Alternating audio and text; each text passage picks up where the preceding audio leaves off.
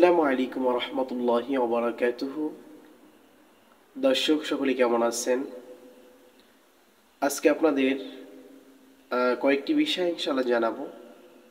বিষয়গুলো হচ্ছে, ইমামের কিছু হক আছে, অধিকার আছে, যেগুলো আমাদের জানা দরকার। তো সেই অধিকার হক সম্পর্কে আজকে আপনাদেরকে জানাবো ইনশাল্লাহ। আর এগুলো আমাদের ইনশাল্লাহ জানা দরকার, কারণ সমাজে ইমাম নেতা তার কিছু সম্মান আছে, সেগুলো আসলে আমাদের আদায় করা দরকার। এই জন্য এই বিষয়গুলো আমাদের জানাও দরকার। তো সেই বিষয়গুলো কি কি ইনশাল্লাহ আমরা জানবো।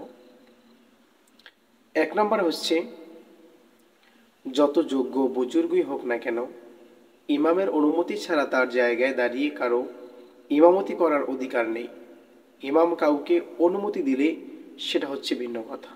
2, ইমাম না আসা পর্যন্ত বা ইমাম নামাজের জন্য প্রস্তুত না হওয়া পর্যন্ত নামাজের জন্য মুসল্লিদের দাঁড়ানো নিষেধ। 3, ইমামের অনুমতি ছাড়া ইকামত দেয়া নিষেধ, কারণ মুয়াজ্জিন হচ্ছে আজানের মালিক আর ইমাম হচ্ছেন ইকামতের মালিক। নাম্বার 4, ইমামের জায়গা সবার আগে। ইমামের আগে দাঁড়ালে নামাজ হয় না, চাই সে যত বড়ই ব্যক্তি হোক না কেন।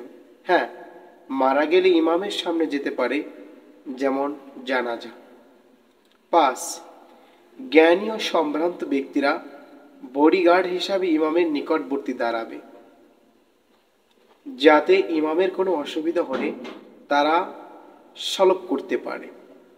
6, নামাজে সকল কাজে ইমামের অনুসরণ বা ইমামের পর করতে বলা হয়েছে এবং ইমামের আগে করতে কঠোরভাবে নিষেধ করা হয়েছে।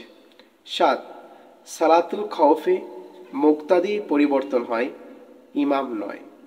8, ইমামের আমল মুক্তাদির পক্ষ থেকে যথেষ্ট হয়ে যায়, যেমন কিরাত, সূত্রা ইত্যাদি।